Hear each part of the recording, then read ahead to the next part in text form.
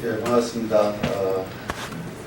지금 이 자리에는 현대중공업 노동조합 임록위원장을 비롯해서 또 평성노조 부위원장이자 조선노련 의장이신 황우찬 부위원장 등이 함께 하고 있습니다. 저는 울산 동구의 국회의원으로 있는 김종훈입니다. 사실상 잘 알고 계시다시피 조선산업이 전반적으로 이제 어려움에 처하면서 많은 노동자들이 길거리로 내몰려 고통을 받고 있습니다. 울산 동구만 하더라도 현대중공업에서 22,000명이 넘는 사람, 지난 한 해만 22,000명이 넘는 사람이 해고되거나 길거리로 내몰리는 상황에 이르렀습니다. 많은 사람들이 일터를 잃고 또 생존권을 박탈당하는 그런 과정에 있습니다. 지역 경제 또한 많은 어려움을 초래하고 있습니다. 오죽하면은 경제가 바닥을 넘어서 지하를 파고 있다 할 정도로 사람들이 숨도 못 쉬는 이런 어떤 상황이 지속되고 있습니다. 그래서 노동조합도 그렇기도 하지만 많은 정치권에서 하루빨리 어쨌든 간에 노사협의를 통해서 조선산업을 정상화시키고 또 지금 전반적인 어떤 조선 경기가 조금 나아지고 있는 상황에서 빠른 합의를 통해서 고용을 안정시키고 지역 경제를 좀 안정시키는 중요한 문제다라고 제기를 하고 있지만 여전히 2년째 어떠한 협의도 이루어지지 않고 있습니다. 이것이 진정한 한국 사회에서의 노동조합을 인정하는가에서부터 출발할 수밖에 없다. 어떠한 협상도 제대로 이루어지지 않고 끝간데 없이 가고 협상이 안 되면 그만이라는 식의 어떤 문제가 노동자들을 더욱더 어렵게 만들고 있는 상황에 있습니다. 그래서 현대중공업 위원장은 26일이 넘도록 단식을 하게 되고 수석 부위원장은 시청 옥상에 올라가서 우리 노동자들의 목소리를 조금이라도 들어달라고 외치는 이런 상황에 놓여져 있습니다. 아시다시피 다음 주에는 이 많은 사람들이 서울로 올라오겠다고 지금 하고 있습니다. 저는 올라오지 않기를 사실상 바라고 있습니다. 올라오기 지금이라도 현대중공업이 성실 교섭을 통해서 노동자들을 압박하기보다는 함께 살 수 있는 지혜를 찾고 또 새로운 어떤 정부가 들었은 만큼 조선산업을 어떻게 또 활성화시켜 나가고 또 새로운 성장 동력을 찾을 건지 거기에 힘을 보태는 것이 오히려 지금이 같이 살아갈 수 있는 길이 아닐까 이렇게 여겨집니다. 이분들 오늘 그런 답답한 마음을 가지고 여기에 함께 오셨고요. 그런 마음들을 여러분들의 호소도 좀 드리고 하루빨리 안정될 수 있도록 한 가지만 더 말씀을 드리면 지금 현대중공업은 마치 언론이나 이런 데는 현대중공업 노동조합이 무리하게 요구를 하고 있다. 요구하는 게 없습니다. 제가 보는 데는 임금을 삭감하는 걸 삭감하지 말고 최소한 생존할 수 있도록 해달라는 요구입니다.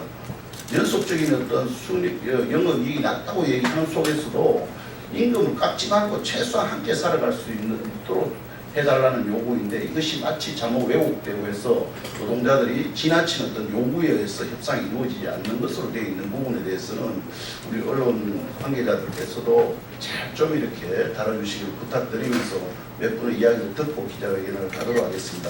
오늘 가장 어쨌든 간에 그 마음이 무거우실 텐데 또 단식을 끝내고 며칠 되지 않아서 여기 다시 올라오셨습니다. 백영록 우리 현대중공업 지부장께서 인사를 또 드릴 수 있도록 하겠습니다. 예, 반갑습니다. 예, 지금 5월 10일 대통령 선거가 끝난 후에 문재인 대통령께서 이제 국정 전체를 맡아오면서 마치 우리 사회가 좀 민주화돼가고 또 정의로운 사회가 돼가는 것 같고 또 공정한 사회로 가는 듯한 그런 여러 가지 그런 모습들이 보이는 것 같지만 사실은 우리 한국 사회에서는 그 사회가 두 가지로 존재하고 있습니다. 거시적으로 보는 그런 사회 민주화가 되는 것 같은 그런 것 외에 현장은 오히려 뭐 이전에 박근혜 정권하고 전혀 다를 바 없는 그런 아주 불공정하고 아주 부도덕한 그런 상황들이 지속되고 있습니다. 나는 이런 부분들이 이후에 우리 기자분들께서 좀 집중해서 지금 우리 사회의 두 가지 문제가 함께 지금 존재하고 있는 부분에 대해서 적나라하게 좀 표현이 됐으면 좋겠다는 그런 바람을 좀 전달하고요. 좀 구체적으로 말씀드리면 이런 겁니다. 현대중공업이 2010년도에 정말 잘 나갈 때 2조 9천억 원을 들여서 현대 오일뱅크를 인수했는데요. 그동안 6년 동안 그 오일뱅크를 인수했던 그 빚을 갚는데요. 6천억 이상이 들어갔습니다. 우리 현대중공업 노동자들이 피와 땀으로 그 이자를 물어냈는데 이번에 이제 회사 효율화 정책으로 소위 얘기하는 그런 구조조정을 단행하면서 그때 당시에 사들였던 오일뱅크를 대주주가 옴싹 가져가는 거죠. 회사를 분리하면서 그렇게 우리는 그 당시에 그렇게 빚을 지고 그 많은 이자를 물어냈던 전체 노동자들에게는 여전히 임금 삭감이나 여러 가지 형태로 노동 탄압 말할 것도 없고요. 불법 부당 노동행위로 어쨌든 그렇게 경영 세습 또는 최대 주주의 지배권을 보다 강화하기 위한 이런 아주 부도덕한 일들이 지금 현장에서 벌어지고 있습니다. 그들이 하고자 하는 길에 정의로운 사회 공정한 분배를 요구하는 그런 목소리를 잠재우기 위해서 정말 30년 전이나 지금이나 다를 것 하나 없이 불법 부당 노동인들이 그리고 노동 탄압이 엄청나게 자행되고 있습니다. 조선사업이 안 좋다고 해서 임금 동결을 했더니 또다시 임금 20% 삭감을 요구하는 이런 그 회사의 부도덕한 그리고 노동 탄압 이런 것에 대해서 정말 현장은 전혀 지금 거시적으로 각 언론에서 나오고 있는 그런 내용과 같지 않고 오히려 이전에 30년 이전 아니면 이전에 박근혜 정권과 전혀 다를 바 없는 그런 현장의 생태가 지금 이어지고 있다는 것을 조금이라도 좀 우리 기자분들께서 좀 실어주셨으면 고맙겠다는 말씀 드리면서 모두 발언 마치도록 하겠습니다. 감사합니다. 이어서 황우찬 조선노래는 의장께서 발언해 주시겠습니다. 작년에 우리나라는 촛불이라는 걸 겪으면서 모든 국민이 인식했던 것이 하나 있는 것 같습니다. 좀 상식이 통하는 나라, 그리고 기본이 지켜지는 나라를 다 이야기를 했습니다. 기자분들 다 아시다시피 이명박 정권, 박근혜 정권이 있으면서 조선은 심각한 상태에 와 있습니다. 그런데 현재 새 정권이 들었었습니다. 이런 거지 않습니까? 오랫동안 치료를 망치해서 조선은 심각하게 외과 성형 수술을 신속하게 해야 되는 상황인데 지금 현재 상황은 이렇게 진행되고 있습니다.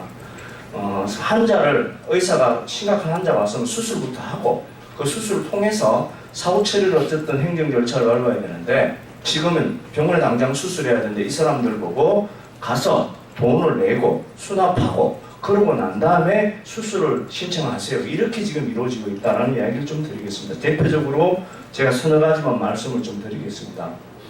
우리 국가에서 전체 이야기를 하고 있습니다. 최저임금 이야기하고 있습니다. 현대중공업 대공장 기존노조 이야기하고 있습니다. 현대중공업에 1년차부터 7년차까지 현재 이번 최저임금에 통과되고 나면 7년차까지 다 최저임금에 해당되고 있습니다. 이런 사실들에 대해서 어떠한 조치도 이루어지지 않고 있습니다. 두 번째 이야기 드리고 싶은 것, 지금 대통령께서 이야기했습니다. 사람 죽이는, 산업재해로 죽이는 것 살인이다. 이 조치를 하겠다고 이야기했습니다. 현대중공업, 조선 다 하지 않습니까? 작년에 원래 11명이 죽었습니다. 그 11명 죽고 난 지금 현장에 어떤 조치가 이루어지고 있느냐? 아무런 조치가 이루어지지 않고 있습니다. 세 번째 이야기 드리고 싶습니다. 경제민주화 이야기했습니다. 그런데 지금 어떻습니까? 현대중공업은 5분기 동안 엄청난 흑자를 나왔습니다. 그 흑자를 나왔는데도 불구하고 또 있습니다. 편법적 경영 승계를 진행하면서 재벌 2세에서 3세에서 승계하는 과정 속에서 지금 오일뱅크라든가 엄청난 주식 이익이 남겼고 그 이익들은 고스란히 재벌 주주들에게 분배가 되고 이익이 나눠져 가고 있습니다. 자, 이런 현장에서 수많은 말도 안 되는 상황이 벌어지고 있는데 아무런 조치가 되지 않고 있습니다. 더 심각한 이야기. 정부가 81만 개 일자리 이야기하고 있습니다. 그제에 삼성과 대우조선에서 2만 명이 이제 비정규직 노동자들이 길거리 나옵니다. 현대 울산도 마찬가지 10,000명 정도 나올 것입니다. 그런데 이것에 대해서 이후에 논의를 절차를 다 밟고 상황이 다 끝나고 나서 이야기하자고 한다면 결국 이 상식과 기본이 다시 정의되는 나라인가 하는 점에서 저희들은 답답함을 금치 못합니다. 이 정권 들어서자마자 준비를 하기 어려움이 있다는 건 누구보다 다 알고 있습니다. 그러나 급하게 수술해야 될 것 있다면 수술부터 해야 되는 게 우리가 이야기했던 기본을 지킨 나라가 아닌가라는 생각을 드립니다. 기자분들 많은 관심 부탁드립니다. 예, 박기수 정책기획부장께서 마지막 기자회견문을 낭독하도록 하겠습니다. 예, 기자회견문 낭독하겠습니다. 현대중공업은 금속노조 현대중공업과 성실히 교섭에 임할 것을 촉구합니다. 구조조정 저지, 불법적 3세 승계 반대, 노조 탄압 분쇄를 위한 현대중공업 일천 결사대 서울 상경 투쟁, 현대중공업 이제 끝을 보는 투쟁을 하겠습니다. 지난 5분기 연속 2조 2천억 원의 흑자가 난 사업장에서 정규직, 비정규직 노동자 2만 2천여 명이 공장을 떠나야 했습니다. 고통 분담이라는 미명하에, 아니 고통 전담으로 이미 임금이 1인당 평균 100만 원 넘게 깎여서 지급되고 있습니다.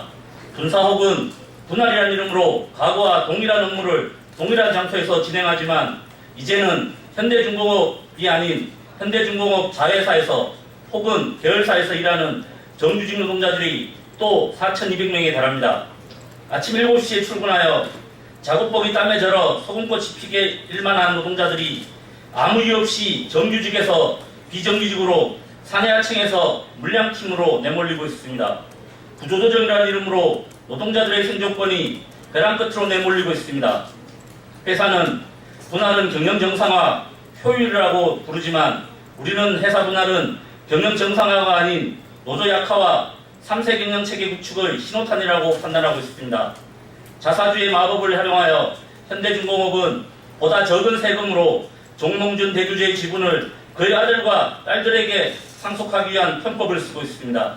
규모가 작은 회사를 지주회사를 만들고 나머지 회사를 자회사를 만들 것이라고 판단합니다. 그리고 대주주가 앞장서서 지주회사와 자회사의 지분 교환하여 지주회사의 안정적인 지분을 확보한 후 3세에 안정적으로 승계하려는 음모가 숨어있다고 생각합니다. 바로 그 이유로 구조조정과 불법적 경영승계의 가장 큰 걸림돌인 노조를 현중자본은 무차별적으로 탄압하고 있습니다. 2016년 인단협이 아직도 끝나지 않았습니다. 불안한 조선 경기에 맞추어 현대중공업 지부는 이미 2016년 임금 동결에 동의했습니다. 지난 1월 임금 동결하자고 최종안을 했던 현대중공업 지부가 임금 동결에 동의하자 임금을 20% 삭감하지 않으면 2016년 인단협을 타결할 수 없다고 버티고 있습니다.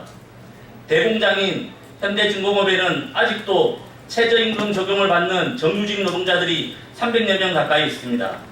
그들에게 임금을 올리는 것이 아니라 상여금을 분할하자고 억지를 부리고 있습니다. 인단협을 무시하는 것은 다반사고 심지어 현대중공업 지부의 각종 사업에 불법적으로 관여하고 있습니다. 오죽하면 지부장이 26일간 단식투쟁을 진행하고 수석 부지부장이 이 땡볕과 장마비 속에서 고공농성을 진행하고 있겠습니까? 이제 끝을 보겠습니다. 금속노조 현대중공업 지부는 오늘 지부장을 비롯한 간부들의 상경노숙투쟁을 시작으로 7월 12일부터 14일까지 2박 3일 기간 동안 투쟁 결사대 1000명의 노숙상경투쟁을 결의합니다. 강화문을 근거지로 국회에서, 개동에서, 그리고 서울 곳곳에서 현대중공업 자본의 탐욕을 폭로하고 서울 시민들을 만나 우리 문제를 호소할 것입니다.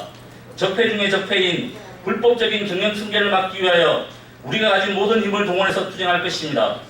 무릎 꿇고 사는 것이 아니라 서서 죽는 한이 있더라도 지부는 모든 수단을 동원하여 투쟁할 것입니다. 자본에 경고합니다. 아직도 늦지 않았습니다. 현대중공업은 금속노조 현대중공업 지부와 성실하게 교섭에 임해야 할 것입니다. 현대중공업 지부와 합의안을 만들어내고 합의사항을 성실하게 지키면서 회사를 운영해야 할 것입니다. 현대중공업의 현명한 선택을 기대합니다. 2017년 7월 금속노조 현대중공업 지부. 네, 고맙습니다.